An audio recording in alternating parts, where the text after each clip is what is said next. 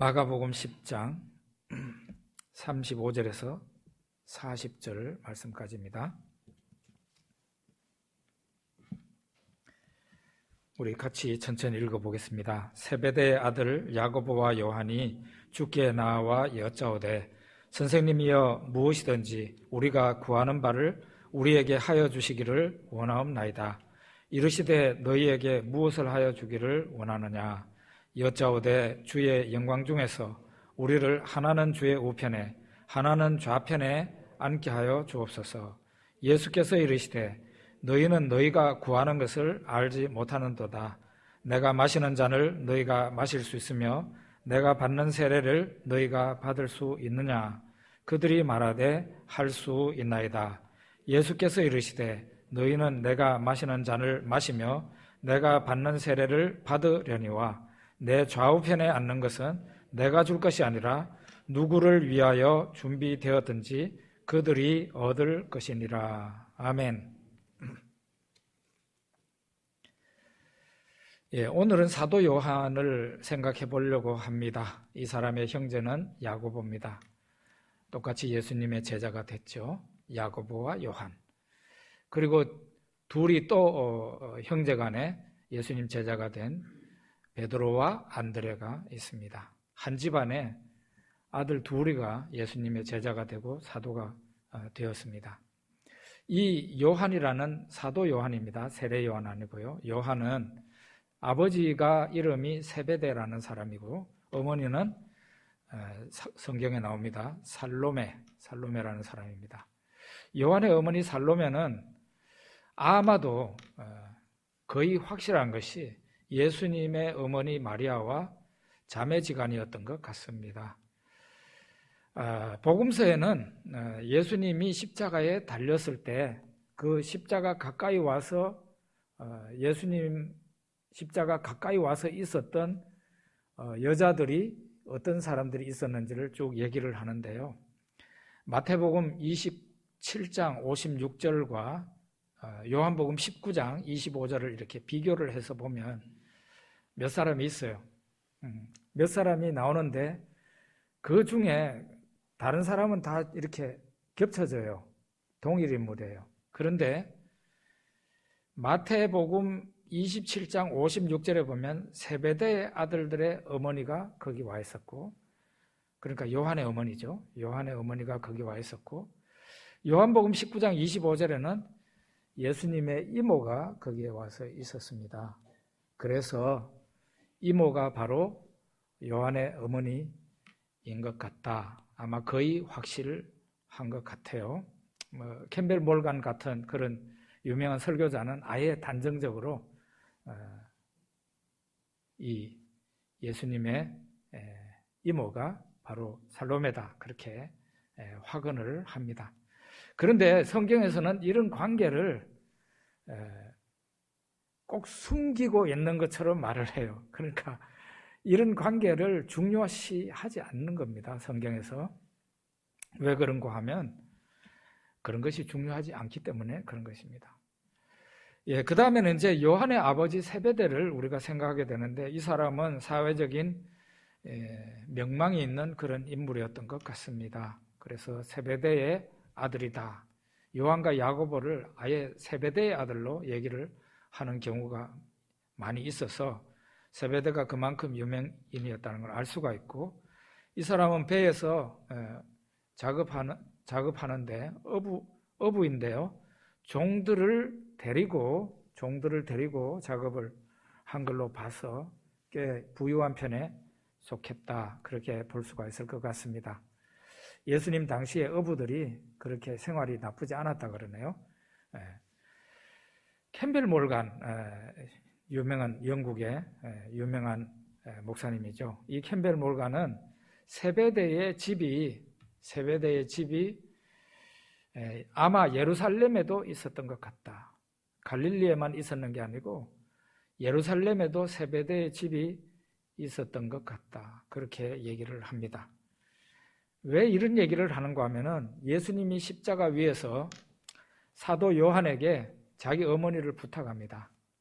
그때 예수님이 뭐라고 그러는가 하면은 십자가 위에서 마리아와 바로 옆에 요한이 서 있는 것을 보고 여자여 보소서 아들이니이다. 이렇게 십자가 밑에 있는 자기 모친을 향해서 여자여 보소서 아들이니이다 하면서 바로 옆에 있는 요한을 이제 어머니로 아들로 생각하라는 얘기입니다. 그리고 그 요한에게, 사도 요한에게 보라 너의 어머니다 이렇게 얘기를 합니다. 그 요한에게 너의 어머니다 이렇게 얘기를 하면서 이제 너의 모친으로 생각하고 모셔라 하고 얘기를 한 겁니다. 성경에 보면은 예수님이 이 말씀을 하고 난 후에 요한복음 19장 27절에 보면 요한이 그때부터 자기 집에 모시니라 이렇게 나와 있어요. 그때부터 예수님이 자기 모친을 부탁한 때 그때부터 요한이 모시고 와서 자기 집에 모셨다 이렇게 나옵니다. 거기가 어디였죠? 예루살렘이에요. 요한의 집은 원래 어디입니까? 갈릴리입니다. 그러니까 예루살렘에 집이 없으면은 예수님 모친을 자기 집에 모시고 와가지고 모실 수가 없잖아요. 그래서 요한과 야고보, 세베대의 집이 예루살렘에 있었다. 그렇게 생각을 하는데 거의 확실한 것 같아요. 그런 사람이고 또 요한은 당시에 대제사장의 가문과 친분이 있었습니다. 요한은 아직 나이가 어린 10대 후반 내지는 20살 전후에 그런 아직 나이가 젊은 사람이죠. 10대 후반이었을 가능성이 매우 농후해요. 이런 사람이 대제사장 가문과 친분이 있다는 것은 사실 힘들죠. 그의 부모님이 아버지와 어머니가 대제사장 가문과 친분이 있었다. 그렇게 볼 수가 있을 것 같고 그래서 그 아들인 요한도 그래서 대제사장의 집에 예수님이 잡혀 들어갈 때 그 집에 통과할 수가 있었어요. 요한이 거기에 들어갈 수 있었다 이 말이죠. 이렇게 보면 사도 요한은 넉넉한 집안의 아들이었습니다. 이 넉넉한 집안에 생활에 염려가 없는 자녀들이 참 하나님의 말씀에 갈급했다는 것, 메시아가 오기를 기다렸다는 것, 굉장히 놀라운 일이고 신기한 일이고 정말 칭찬을 할 만한 일이다. 그렇게 생각할 수 있어요. 요즘 같으면 더더욱 그렇겠죠. 그래서 이 사도 요한은 자기 집 그 갈릴리에 거기에서 굉장히 먼 거리에 있는 세례 요한의 설교를 세례 요한이 광야에서 외치고 있을 때 거기를 찾아갑니다. 며칠 한 5박 6일 해야 갈 수 있는 거리인데 거기를 찾아가요. 거기에서 세례 요한의 설교를 듣습니다. 세례 요한이 어느 날 예수님이 세례 요한에게 세례받으러 오는 것을 보고 보라 하나님의 어린 양이다. 세상 죄를 지고 가는 하나님의 어린 양이다. 나는 나는 물로 세례를 주지만 저 사람은 불로 세례를 주는 분이다 하면서 소개를 할 때 요한이 베드로가 그랬던 것처럼 요한이 예수님을 그때부터 따라다니기 시작합니다.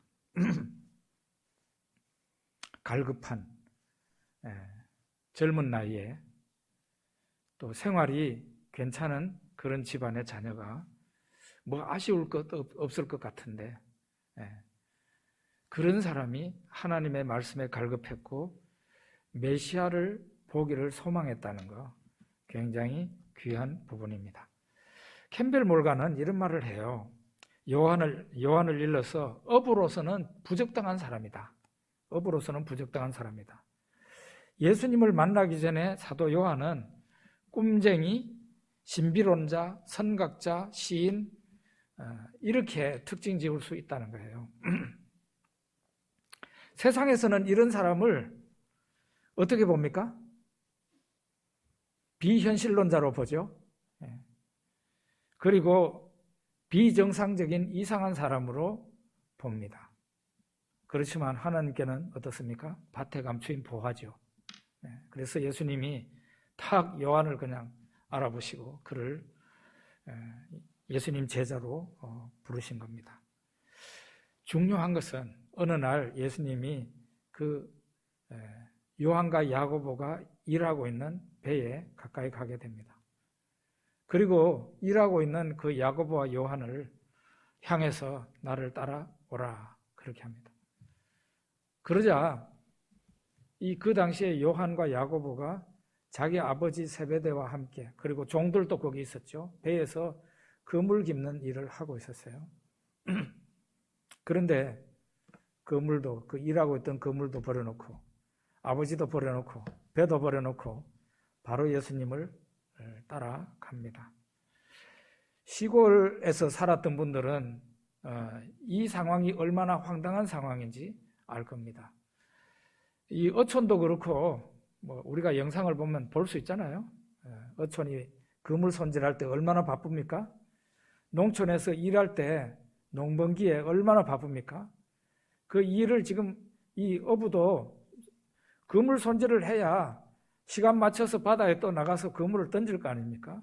찢어진 그물을 손질하고 있는 그 바쁜 상황에 예수님이 오셨고 두 아들 야고보와 요한을 부릅니다. 근데 이 두 아들이, 가정의 기둥 같은 이 두 아들이 예수님이 부른다고 따라 나섭니다. 세베대와 그의 아내 살로메는 어땠을까요? 제가 보니까 살로메는 굉장히 적극적인 여인입니다. 이 아들 둘을 갖다가 아예 예수님께로 그냥 밀어넣는 사람이에요. 그런데 세베대는 어떤 사람이었는지 참 궁금합니다. 이 세베대도 결국은 예수님이 와서 이 두 아들을 따라오라고 부를 때에 세베대가 보내주지 않으면은 사실은 이 두 아들이 갈 수가 없죠. 갈 수가 없습니다. 그러니까 예수님 와서 부르니까 지금 얼마나 황당한 상황입니까? 그렇지만은 너희들 둘 가거라 이렇게 된 거죠. 집의 일은 어떻게 하든지 할 테니까 저분을 따라가라 이렇게 된 거예요. 그렇게 해서 야고보와 요한이 예수님을 따라가게 됩니다. 그래서 요한이 예수님의 제자가 될 수 있었던 것은 그 부모가 흔쾌히 보내줄 수 있었기 때문에 그게 가능한 일이었다. 그렇게 볼 수가 있어요. 예수님께서 이제 야고보와 요한을 제자로 삼으시고 그들에게 우레의 아들이라는 이름을 주셨습니다. 우레의 아들. 베드로에게는, 원래 베드로는 시몬이라는 이름을 가진 사람인데 시몬에게는 베드로라는 이름을 주시고 이 요한과 야고보 이 형제에게는 우레의 아들이라는 이름을 주셨습니다. 많은 분들이 이 우레의 아들이라는 이름을 요한과 야고보, 이 요한에게 예수님이 주실 때 이들의 성격이 불같은 성격이라서 그렇게 했다라고 그렇게 말하더라고요. 그 일례가 있어요. 불같은 성격.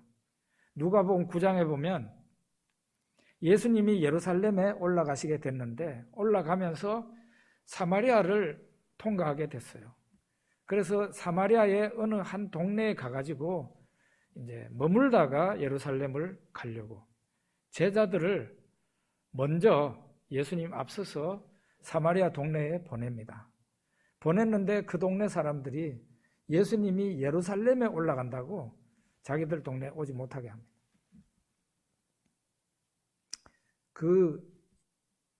그런 일이 있자 야고보와 요한 이 두 형제가 불같은 성격을 가지고 있는데 완전히 경노합니다. 불같이 화를 냅니다. 그리고 예수님에게 이런 말을 해요. 예수님에게 주여 우리가 하늘에서 불이 떨어지게 해가지고 저 사람들을 불살라 버릴까요? 이렇게 예수님께 말을 하면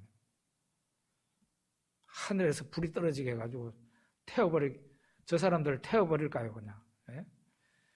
이만큼 불같은 성격을 가지고 있는 사람들인데 예수님께서 이 야고보와 요한에게 돌아보면서 꾸짖으시죠. 그리고 다른 동네로 가셨다 그랬습니다. 자, 그러면 이렇게 불같은 성격을 가졌으니까 우리의 아들이라는 이름을 주셨을까요?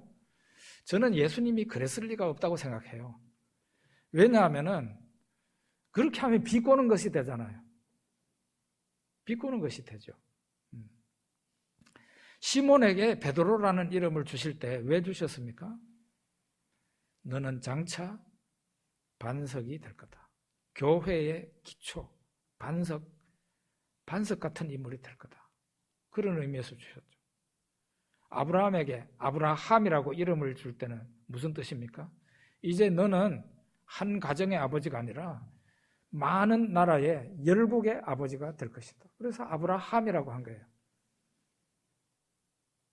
그래서 이 요한에게 우리의 아들이라고 이름을 준 것은 너는 장차 천둥과 같은 아주 위험찬 모습으로 복음을 전하는 전도자가 될 것이다. 그런 의미에서 요한과 야고보에게 이 이름을 주신 거라 그렇게 생각할 수 있습니다. 그렇게 봐야죠. 장차 이런 인물이 될 거라는 거죠. 정말로 야고보와 요한은 그렇게 살다가 갔습니다. 형인 야고보는 예수님 12제자 가운데 제일 먼저 예루살렘에서 순교하는 인물이 됩니다. 그리고 동생인 요한, 오늘 우리가 살피는 이 인물은 가장 예수님의 제자 가운데 가장 오랫동안 살아서 1세기 말까지 살아서 정말 우레와 같은 음성으로 주의 복음을 전하다가 하늘나라 가는 그런 인물이 됩니다. 이 인물의 특징적인 부분이 하나 있는데 그게 뭔가 하면은 영광을 구했다는 거죠. 영광. 우리 아까 읽었던 그 본문이에요. 그 본문을 보면 세베대의 아들 둘이 야고보와 요한이 예수님께 와가지고 이런 말을 합니다. 선생님이요, 무엇이든지 우리가 구하는 것을 주세요. 그랬더니 예수님께서 내가 너희들에게 무엇을 해주길 원하냐? 그랬더니 이 두 아들이 야고보와 요한이 주의 영광 중에서 주께서 영광을 받으실 때에 우리 하나는 우편에 하나는 좌편에 앉게 해주십시오. 이렇게 말을 합니다. 마태복음에 보면, 이거는 마가복음이고요. 마태복음에 보면은 이 야고보와 요한의 어머니 살로메가 나와서 예수님에게 이 부탁을 한 걸로 되어 있습니다. 그럼 우리가 그 상황을 짐작할 수 있는데 어머니가 훨씬 더 적극적이에요. 이 두 아들보다. 어머니가 심지어는 예수님 십자가 달리실 때 거기에도 와 있었던 사람이니까요. 이 어머니가 아들 둘을 너희들 둘이 이리 와봐 이래가지고 예수님 앞에 가가지고 말하게 한 거죠. 그래서 어머니가 말한 거나 아들이 둘이 말한 거나 똑같은 뜻이에요. 주의 영광 중에 주님이 영광을 받으실 때 아들 둘을 좌우편에 앉혀달라. 그 어머니의 소원이고 그 아들들의 소원이었습니다. 이때가 언젠가 하면 예수님이 마지막으로 예루살렘에 올라갈 때였어요. 그리고 이 이야기 바로 앞에 어떤 얘기가 있는가 하면은 예수님이 예루살렘에 올라가면 고난받고 죽으신다는 말씀을 하실 때였어요. 물론 그 뒤에 꼭 붙인 말씀이 있는데 제3일에 살아나리라. 그 말씀이 붙어 있어요. 어쨌든 예수님이 고난받고 죽으신다고 하니 제자들의 분위기가 아주 침울한 상태였어요. 제자들이 말을 못하고 있었어요. 그런 분위기에. 그런데 이 살로메와 아들 둘, 요한과 야고보가 예수님의 앞에 나와서 이런 말을 했다고 하는 것은 어떻게 들리십니까? '나는 지금 죽는다. 예루살렘에 가서 고난받고 죽는다 이랬는데 예수님이 그러시는데 주의 영광 중에서 영광을 받으실 때 우리 둘을 주의 좌우편에 영광스러운 자리에 앉게 해주십시오. 어떻게 들리십니까? 이 철딱선이 없는 것 같이 보이지 않아요? 경우에 맞지 않은 그런 말을 하는 것 같지 않습니까? 그래서 예수님이 야고보와 요한에게 이런 말을 합니다. 너희는 너희가 구하는 것을 알지 못하고 있어. 그럽니다. 너희가 지금 내한테 뭔가 해달라고 그러는데 너희가 지금 말하는 거를 너희가 지금 모르고 있는 거야.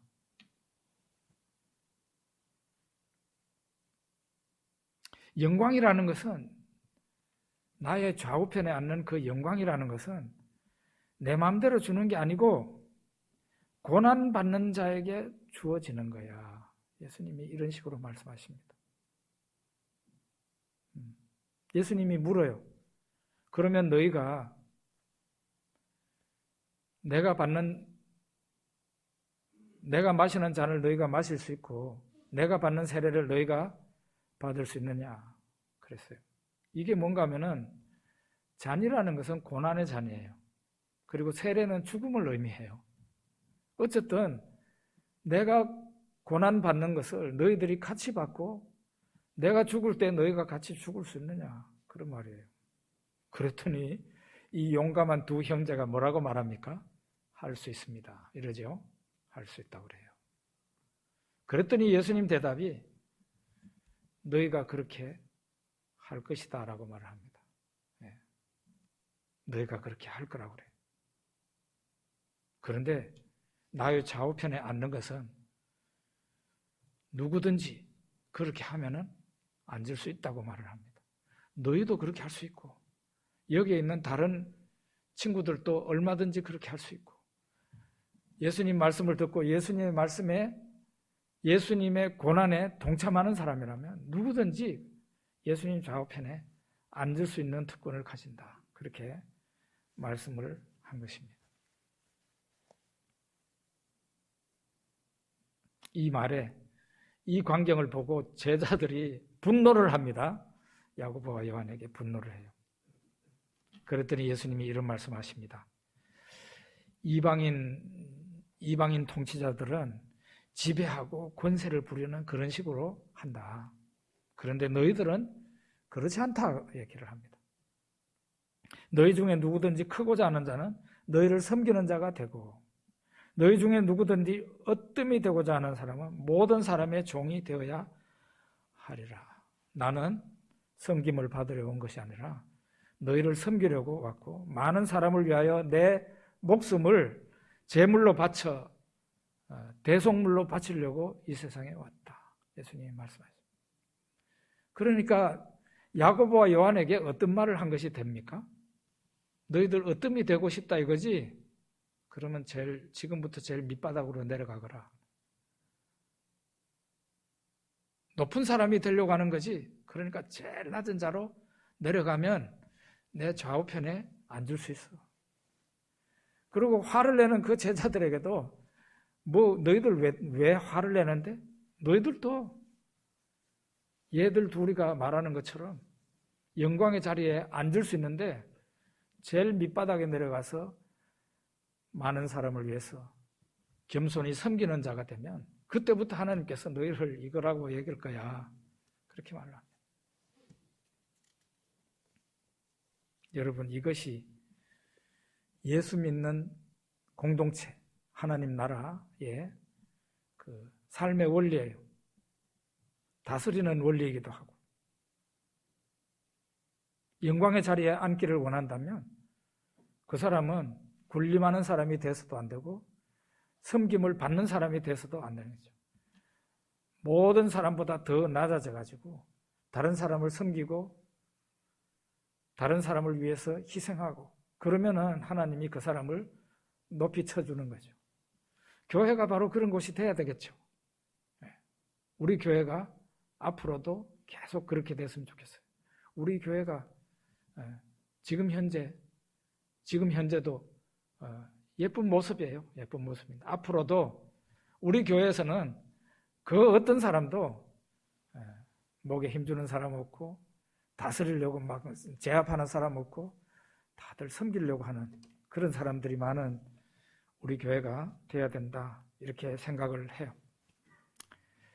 이제 우리가 마지막으로 살펴보려고 하는 요한에 대한 부분은 요한은 짝꿍이 있었습니다. 성경에 보면은 다윗한테 짝꿍이 있었죠. 요나단과 다윗과 요나단 짝꿍입니다. 또 조금 더 거슬러 올라간다면 모세와 여호수아는 모세의 시종이라 그랬는데 거기도 계속 40년 동안 같이 짝꿍이 되어 있습니다. 그리고 신약 시대의 귀한 짝꿍은 바로 베드로와 요한입니다.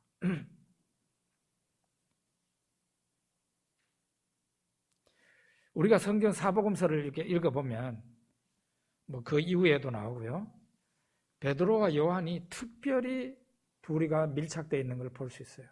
이들 둘은 친형제가 예수님 제자로 있었어요.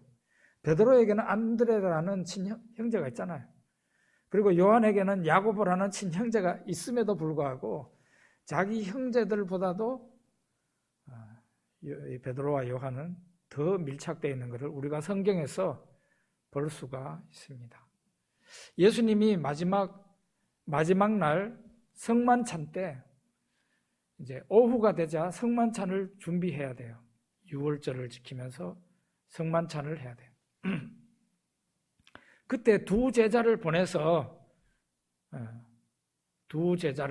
먼저 보내가지고 성만찬을 유월절을 준비하게 합니다.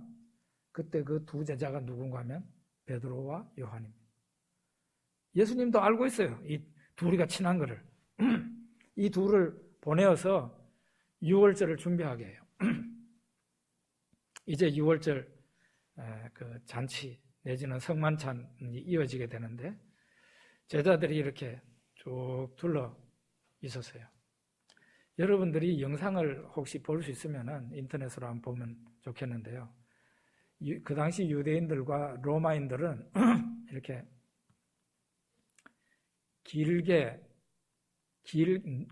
반쯤은 누워있는 자세로 그 식사를 하고 그렇게 했습니다. 우리같이 이렇게 그냥 의자에 앉는 그런 식으로 한 게 아니고 반쯤은 누워있는,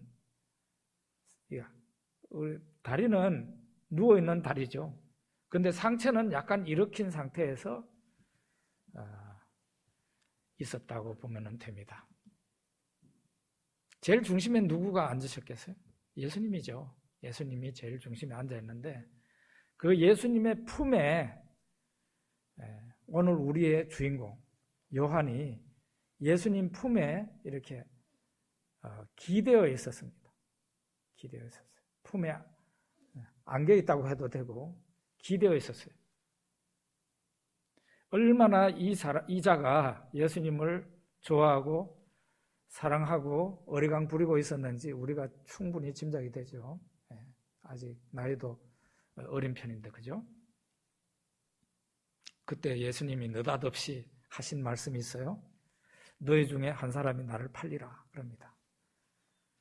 그러자 이 말을 듣고 제자들이 다 놀랐는데 저쪽에 있는 베드로가 머릿짓으로 말로 한 게 아니라 머릿짓으로 요한한테, 예수님 품에 이렇게 기대어 있는 요한한테 그 사람이 누군지 좀 알아보라 그럽니다. 예수님 팔자가 누군지 알아보라고 이렇게 머리짓을 한 거예요. 예수님 품에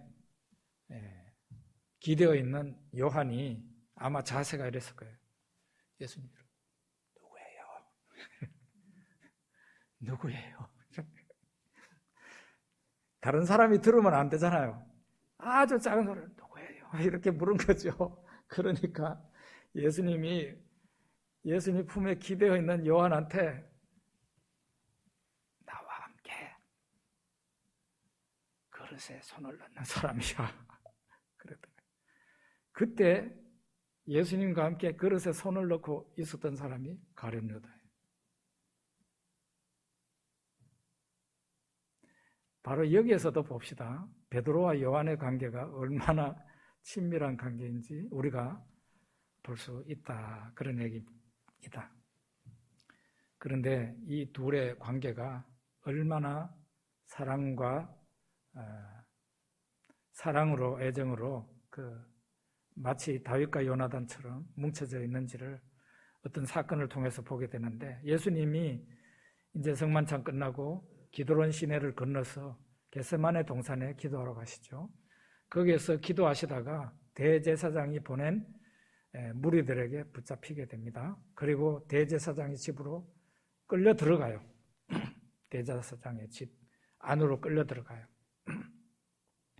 요한은 대제사장의 가문과 친분이 있었기 때문에 요한은 거기에 들어갈 수 있었어요. 그런데 요한이 베드로를 데리고 들어갑니다. 대제사장의 집 안으로. 이 둘이가 예수님이 고난받는 장면을 하나하나 다 볼 수 있었어요. 그런데 그 자리에서 베드로 가까이 요한이 있는데, 이 베드로가 3번이나 나는 저 사람 모릅니다 하고 말을 하게 되죠. 그걸 바로 옆에 있는 요한이 못 봤을 리가 없죠. 다 보고 있었죠. 그런데 예수님이 말씀하신 것처럼 닭이 웁니다. 그러자 이 베드로가 바깥으로 뛰쳐나가서 통곡을 합니다. 그 장면도 요한이 다 지켜보는 거예요. 요한이 이 베드로의 이 모습을 보면서 그 후에 베드로를 어떻게 대했습니까? 그게 중요한 거예요. 어떻게 대했는가? 예수님을 모른다고 예수님이 가장 고통스러울 때에 나는 저 사람 몰라요라고 3번이나 말했던 이 베드로를 요한은 어떻게 대하는가? 요한의 태도가 어땠는가? 요한은 큰 죄를 지은 그 베드로를 멀리하지 않고 계속 같이 붙어 있습니다. 계속 같이 붙어 있어요. 부활의 날이 됐습니다. 무덤에 먼저 찾아갔던 여자들이, 막달라 마리아와 다른 여자들이 제자들 있는 곳에 옵니다. 와가지고 주님이 부활하셨다고 얘기를 합니다. 그러자 두 제자가 예수님 무덤을 향해서 달려가는데 바로 그 두 제자가 베드로와 요한이에요. 베드로는 조금 나이를 더 먹었다고 달리기가 좀 나빴는지 요한이 먼저 무덤에 도착했어요. 도착했는데 무덤 안에 들어가지는 않고 바깥에서 이렇게 무덤 안을 이렇게 들여다봤어요. 그런데 나중에 도착한 베드로가 오자마자 바로 무덤 안으로 들어갑니다.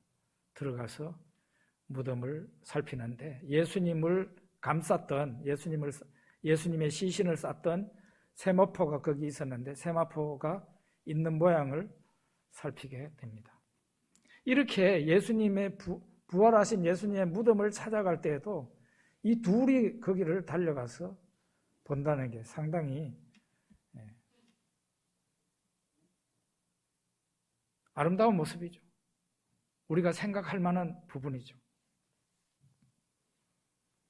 이러다가 이제 드디어 베드로가 갈릴리 해변에서 예수님이 요한의 아들 시몬아 네가 나를 사랑하느냐 3번 물으실 때 예, 제가 주님을 사랑하는 줄을 주께서 아십니다 하고 3번이나 대답을 합니다. 베드로는 이제 죄에서 용서를 받고 이제 진짜 제자다운 제자로, 사도다운 사도로 그 제자들 가운데서, 주님 가운데서 서게 됩니다. 그러고 난 뒤에 오순절 성령의 역사가 있죠. 성령의 역사가 있고 난 뒤에 이 둘은 어떻게 됐을까요? 사도행전 3장 1절부터 이렇게 보게 되면 베드로와 요한이 제9시 기도 시간에 성전으로 기도하러 갑니다. 제9시라는 것은 오후 3시예요. 오후 3시에 기도하는 시간을 두고 그들이 예루살렘 성전에 기도하러 가는 그런 습관이 있었던 것 같아요. 이 둘이가, 베드로와 요한이, 자기 형제들도 있는데 자기 형제들이 아니고 베드로와 요한이 짝꿍이 되어서. 그런데 어느 날 성전 미문에서 장애인 한 사람이 구걸합니다. 이 사람은 늘 그 장소에 있는 사람인데 나이가 한 40살 정도 된 사람이었습니다. 태어나서 한 번도 일어나 보지를 못한 중증 장애인이었어요. 사람들이 이 사람을 이렇게 들어다가 그 장소에 갖다 놓으면은 거기에서 성전 들어가는 사람들한테 손 내밀고 구걸하는 사람. 그러니까 온 유대인들이 알고 예루살렘 사람들이 아는 그런 사람이죠. 그 사람이 베드로와 요한을 보고 이렇게 구걸을 한 거죠. 그러니까 베드로와 요한이 우리를 보세요 하고 말을 합니다. 우리를 보라, 우리를 보세요. 그러니까 이 사람이 돈을 줄란가 싶어서 이렇게 쳐다보니까 우리한테는 당신이 요구하는 은과 금, 돈은 없어요. 그런데 우리한테 있는 것이 있는데 나사렛 예수 그리스도의 이름으로 명령합니다. 일어나 걸으십시오. 한 거예요. 그리고 베드로가 이 사람을 이렇게 손을 잡고 당겨 올렸어요. 그러니까 발과 발목이 힘을 얻고 몸이 건강하게 되어서 걷기도 하고 뛰기도 하면서 하나님 앞에 영광을 돌리고 찬송을 불렀다 하는 얘기가 사도행전 3장에 나오고 이 일이 어마어마한 빅뉴스가 됐어요. 그래서 이 일로 인해 가지고 이 두 사람이 나중에 감옥에 잡혀 들어갑니다. 요한과 베드로가 어쨌든 그런 일로 인해 가지고 수천 명의 사람들이 예수를 믿게 되는 놀라운 일이 일어났습니다. 예루살렘의 빅뉴스가 된 거죠. 이렇게 베드로가 우리가 알고 있는 베드로가 될 수 있었던 것은 나이 어린 요한이 베드로와 함께 있었기 때문입니다. 정죄하고 책망하고 혼내는 것은 누구나 다 할 수 있는 일이에요. 그거는 뭐 예수 모르는 사람도 다 할 수 있어요. 책망하고 혼내고 정죄하고 그건 누구나 다 할 수 있는 거예요. 그런데 큰 죄를 짓고 큰 실수를 한 사람 옆에서 그래도 계속 손잡아주고 같이 해준다는 것은 아무나 할 수 없는 일이에요. 요한이 바로 베드로에게 그렇게 한 것입니다. 요한은 다른 사람이 보면은 철딱선이 없는 말을 한 사람입니다. 주의 영광. 주께서 영광을 받으실 때 우리 형제 하나는 주의 우편에 하나는 좌편에 앉게 해주세요. 철딱선이 없는 것 같은 그런 말을 한 사람입니다. 그는 주님이 영광을 받으실 때 나도 영광의 자리에 있게 해주세요. 간절한 소망을 가졌던 사람이에요. 그거를 우리가 나쁘다고 할 수는 없어요. 주님이 영광 받으실 때 나도 영광을 좀 받게 해주세요. 영광의 자리에 있게 해주세요. 예수님은 그것을 나무란 것이 아닙니다. 예수님은 그 방법을 가르쳐 줬어요. 어떻게 하면은 예수님 좌우편에 앉는 영광을 얻게 되는지 고난을 받으면 된다는 거예요. 예수님의 고난을 너도 같이 받을 수 있느냐? 받을 수 있다. 그러면은 영광의 자리에 너 있게 될 거야. 그리고 다른 사람 하나님이 1등으로 여기고 하나님이 위대하게 여기는 사람은 모든 사람 밑에 들어가 가지고 그 모든 사람을 섬기는 사람이야. 희생하는 사람이야. 예수님이 제자들에게 말씀하셨는데 요한은 그런 인생을 살다가 하나님 앞에 간 겁니다. 이 사람은 자기가 원하는 대로 예수님 좌우편에 앉는 그런 영광을 차지하게 되었을 거예요. 우리가 사도 요한을 보면서 무엇을 우리가 생각할 수 있습니까? 여러 가지를 생각할 수 있는 첫째로는 참 하나님 말씀에 갈급한 사람인가? 그것을 나는 하나님 말씀에 갈급한가? 하나님의 은혜를 기다리는 사람인가? 두 번째로는 예수님께서 나를 향해서 너 나를 따라오너라 할 때 나설 수 있는 사람인가? 나 말고 다른 사람을 좀 보내주세요. 혹시 그런 생각을 태도를 가지고 있지는 않은가? 세 번째로는 나는 과연 하늘나라의 영광을 구하는 사람인가? 그렇다면은 지금부터 예수님과 함께 고난받는 자리로 내려가는 게 맞다는 것이에요. 네 번째, 베드로와 요한 그 짝꿍을 보면서 나는 과연 형제 자매들에게 어떻게 하고 있는 사람인가? 요한같이 부족하고 실수 많고 큰 죄를 지은 다른 사람 곁을 떠나지 말고 함께 용기를 주고 격려하고 함께 있어주는 사람, 그런 사람이 되어야 된다. 우리가 한번 생각해 보게 됩니다. 기도하겠습니다.